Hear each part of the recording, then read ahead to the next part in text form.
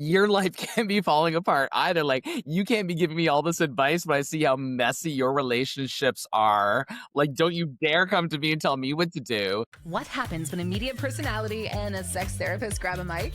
You get Spill the Tea, where the tea is hot, the truths are unfiltered, and things sometimes get downright steamy. From sex and relationships to life's messy, hilarious, and shocking realities, Will Nash and Maria Orrego aren't holding back. It's about to get deliciously messy. So I think we're what, like middle of January, if I'm correct, or almost there. And yes, Maria, I am that person who keeps my Christmas tree up till this point. I love it. Well, you keep it up until your birthday. So that makes sense to me. Like you have the January beautiful Christmas birthday. I think that's wonderful. I am the person that takes it down on January 1st.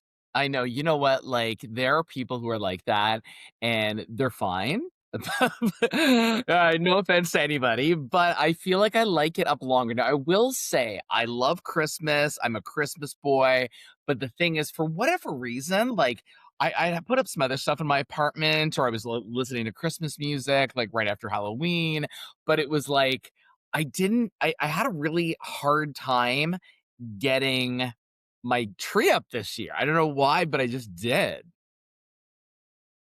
I was just late. I feel like there was things going on, and it was, and Yeah. I actually got one of those. I mean, if you people who are just listening and can't watch us right now, I got one of those pencil trees. Is what I got. I got a new tree this year as well too. So maybe that Well, was I didn't know that. There was a new tree. Like, did you get that's amazing. I didn't know that you had gotten a fully new tree.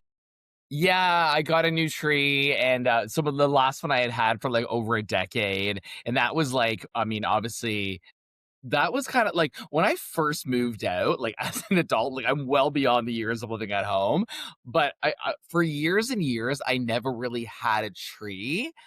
Like, this is, like, obviously years ago, and then one year, it really, like, upset me that I didn't have a tree, because I think I wasn't gonna be spending a lot of time at home, and then or, my family home, and so I went out and I got one, but it was like, at the time I had roommates, right? And it was like I was living with two other guys, like two other straight guys who really didn't care if you had a Christmas tree up or not. But anyways, so that tree has kind of like worn out its welcome. And then yeah, I got this new tree, which for the size of my apartment, I think it actually fits it better than the old tree that I had. Yeah. And so yeah, there is the reason, the long answer as to why my Christmas tree is still up in the middle of January. I have absolutely no shame about it, just so you know. You should have no shame. I think it's wonderful that you keep it up that long. It's great. Well, and for you, like you said, like your tree has been down now for a number of days. Yes. I like taking it down on January 1st. I like to be able to just say, like, new year, new chapter, like clean. I like to do like a nice deep clean of the house and just like have a fresh new type of energy in it, especially if like we get like Christmas gifts that are house related, right? Then it's like everything goes in its spot. It's clean. I've got the time and space to like organize things. It's a little bit OCD in that way, I but was gonna say this is yeah. very on brand for you, for anyone who knows you, for you to be doing something like that on January the 1st. I'm surprised in a sense, no shade, no tea, that you don't take it down on Boxing Day, knowing you.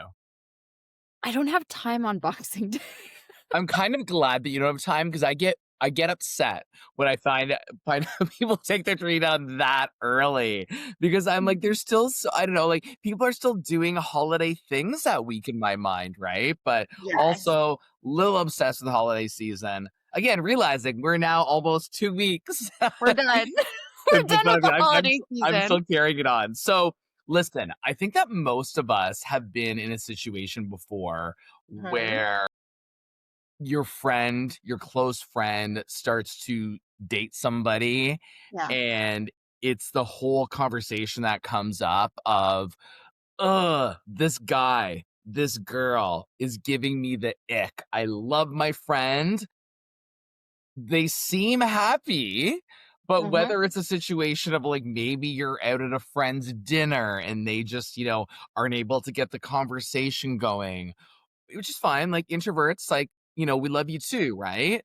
or maybe they just do those icky, cringy things. You're like, "Oh my god," like, my not my partner, my friend, because they're so infatuated still with this person, doesn't even see these sort of things about the person that they've been dating, the person they've been seeing. The question here is, before I get to the actual spill the tea question, is do you tell your friend what you think about their partner? Whether this is someone they've just started dating, whether this is someone that they've been with for a while. I'm one of these people who has certain people in my life. It's usually people who have been in my life for a while, where I feel like there's a handful of people who I would be okay with them giving like, sharing something unsolicited feedback with me, right? Yeah. In a Okay. number of areas of my life. Mhm. However, I will say, if I was dating someone, if I had a partner and someone said that to me in a not so nice way, I don't know how well I would take it. There's different layers though.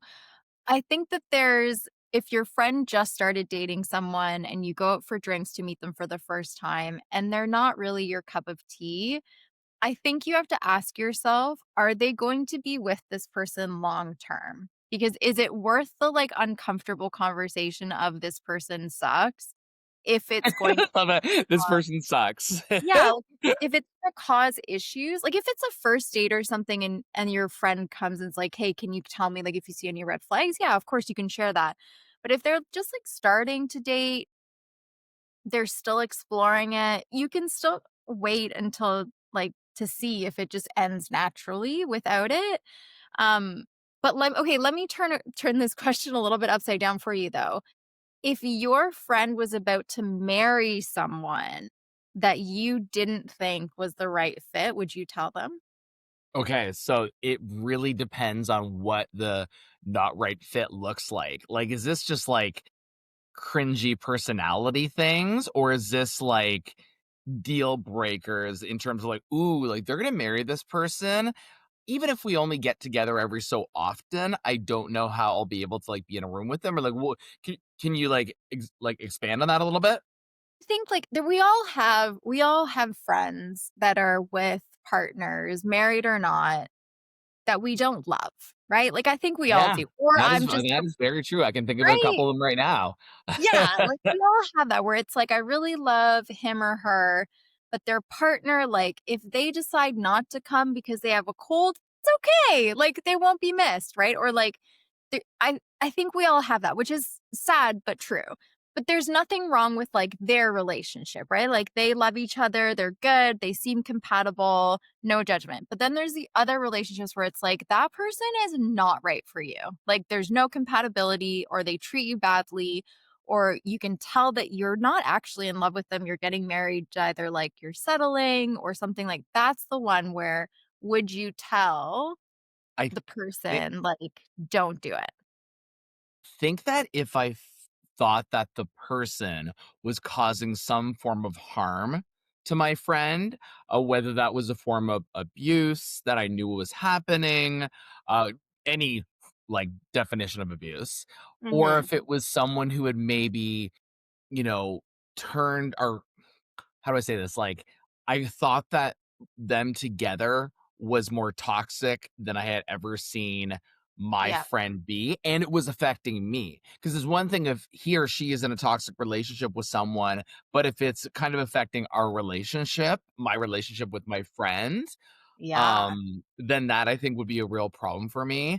I will say, I one time had to I'm gonna say it. I had to MC a friend of my sister's wedding, Yeah. and I didn't really know a lot about, like, I loved my sister's friend, but the guy that she was marrying was I mean, honestly, he was horrible. He was horrible, horrible, horrible, and, That's like, he was quite rude to me, and I was emceeing their wedding, and he was like, saying like he was basically speaking to me a very like in a derogatory term.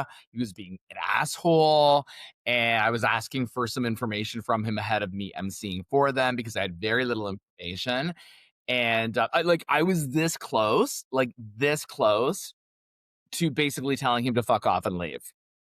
Wow. Yeah, yeah, yeah. But the only reason I did not walk away from that gig was the fact that it was my sisters who I'm very close with, one of their friends. And afterwards, when I got into the specifics of what had happened and how he was treating me, and I'm doing you a favor. Like Yeah, I don't really know yeah, you, but yeah, because I've been kind of pigeonholed as that person who has emceed a couple of weddings, and it was yeah. And the thing is like I don't know. I haven't, that wedding was actually my retirement of wedding emceeing. It's like, "That's it. I'm done, I'm done, I'm done." oh my god, wow. So, Okay, but I again, like it's like, that. that's not necessarily like it is a friend, but it's more through my sisters, Yeah, one of those yeah, things where I don't even know what their status is now. I just kinda like, anytime that wedding comes up in conversation, it's always very much like, you know yeah. what I think. You know what I think. I have a really hard time going to weddings that I don't believe in.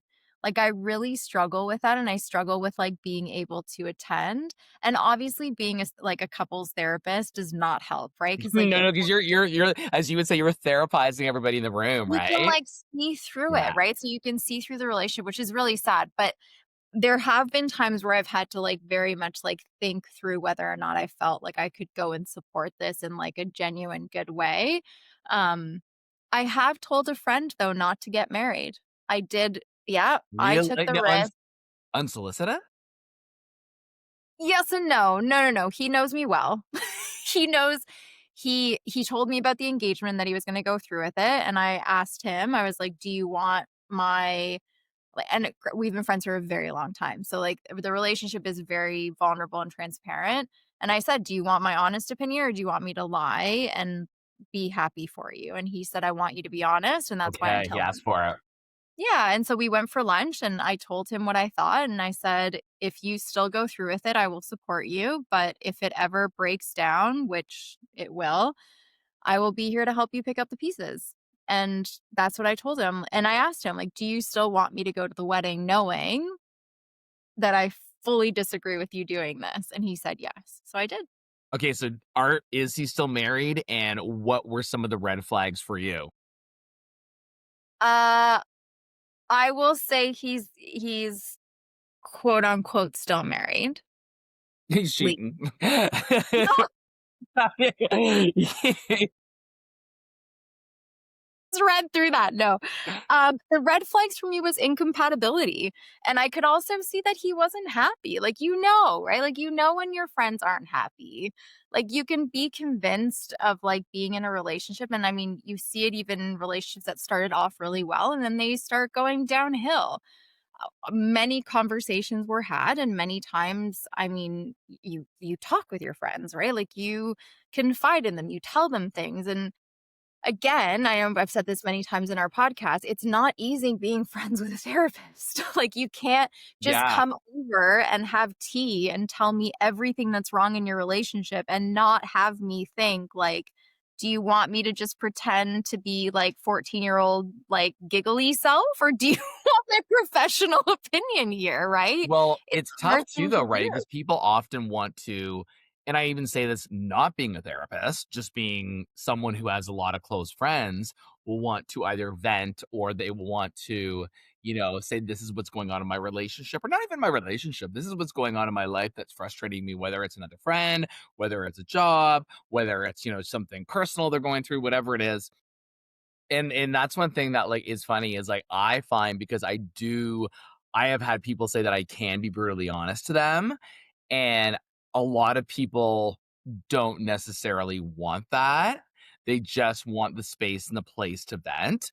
But the thing is, we got bandwidth here, and sometimes you don't have enough bandwidth to deal with that consistently. So, um, you There's gotta someone be honest though. I would like even if it hurts, I would rather somebody tell me, like, "This is not right for you," or "You should not be doing this," or "Your decision here is X, Y, and Z." Because that's what a friendship is. If I wanted someone to just tell me that all I do is great, then I'd hire Yeah. a cheerleader. Like, I don't want that in a friendship. I want to be able to say, like, "This is my life. Yeah. Help No, me, that's true. support me," right? Love me through it. Yeah. And sometimes it's gonna hurt, but I think with the people that love you and have the best intentions for you. See, that's yeah, you've already taken away my next sorta question to this, which was you have to kind of be like you gotta be a top shelf friend though, right? Like, you gotta be a close friend Yes. to be able to do that. You can't just be Yeah. someone who's, like, a new friend or someone who, hasn't invested the time or the energy, or your life can be falling apart either. Like, you can't be giving me all this advice, but I see how messy your relationships are. Like, don't you dare come to me and tell me what to do if you're not like, at least, surpassing the barometer of that. Like, if you're a disaster, if you're chaotic, like, I'm probably not going to take advice from you. Sorry, but I'm not. So true. So but I do love that phrase though, the idea of like top shelf friends, Yeah, where it's like, those people love you no matter what, and they actually want the best for you and support the best for you. I would say, like, we're lucky if we have, like, 3 or 4 of those. I think we're lucky if we even have 1 of those I people in your know. life, right? Like, Yeah, and it's true, and yeah. friends change, and actually, that's something I'd like to explore, in a future episode about the dynamics of friendship and how, it changes, like, kinda just like the seasons, because I feel like that's something over the last, like even personally, I feel like that's something over the last, like, 2 to 3 years I've experienced quite a lot of, Mhm. um, but anyways, that'll be another podcast episode, let's write that That down, makes put it on the back burner. Let's okay, get to what's the spill the tea yeah, our question question today? today, right?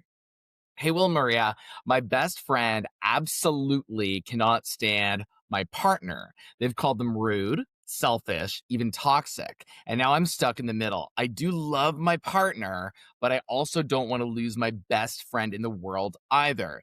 Do I confront my friend, dump my partner, or just let the chaos unfold? Help.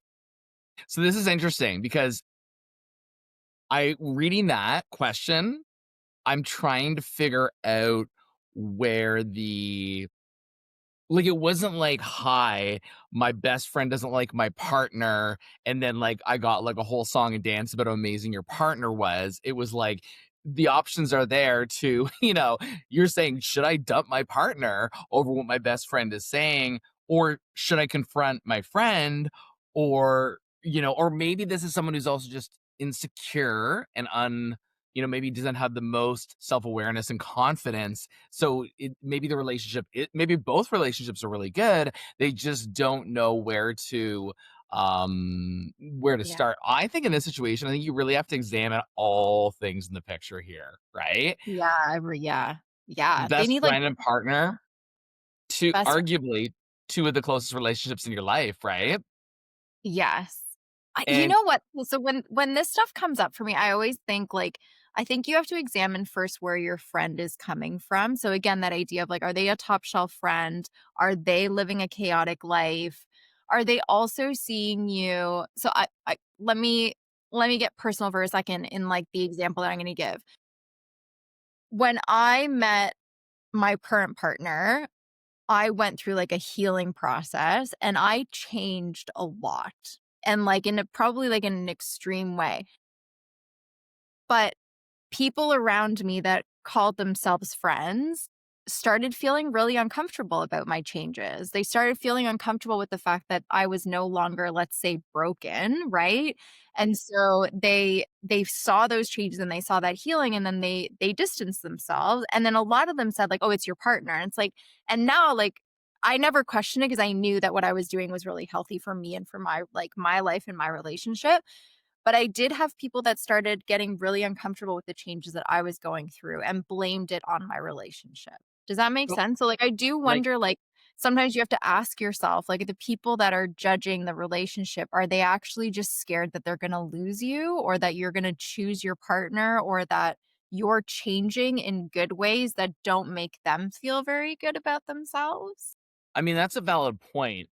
are you able to elaborate a little bit more on what, like, even one of those changes might have been? Like, compared to, like, pre your current partner and, like, after that? Just to kinda give people an idea of, like, what that means. Like, is that is that like a day-to-day thing? Is that you're just surrounding yourself around, like, more positive people? Or, like, what would that You know what it was? I think one of the just for biggest people changes. to notice, right? For your friends to Yeah. notice the difference? Yes.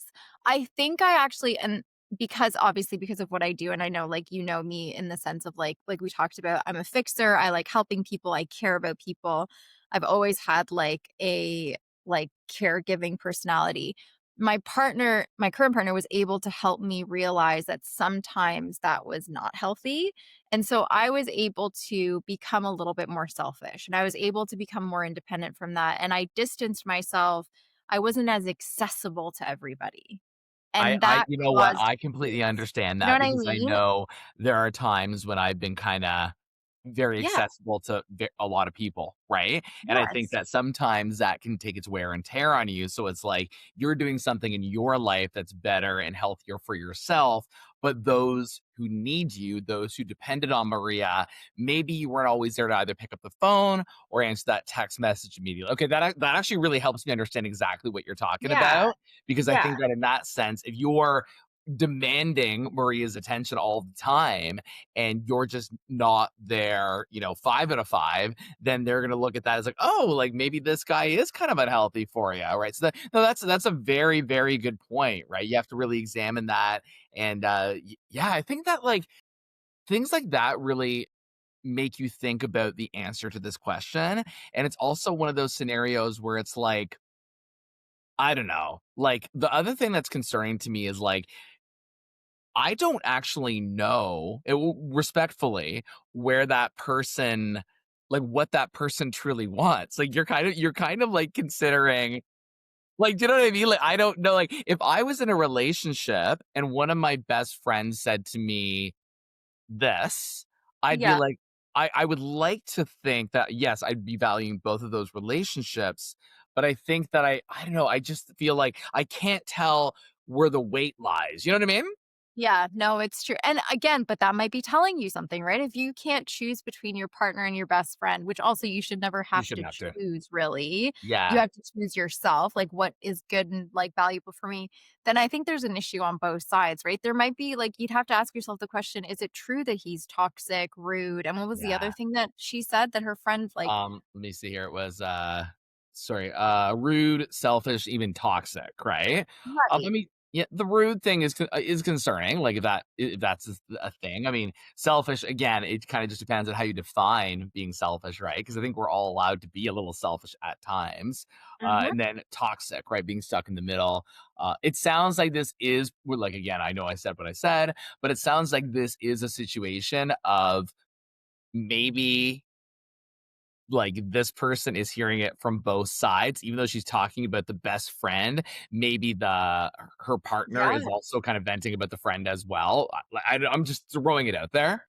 Which is also, like, one of those I know I've been in these situations with, like, friends that I've been friends with for my almost my entire life where getting to know your best friend's partner is incredibly important. They are part of your life too. Like, they come with the package. So, being able to, like, go for coffee with that person and have a conversation because you both love the same human, I think that's necessary. So, maybe this person actually needs to, like, step away and go, "You and you?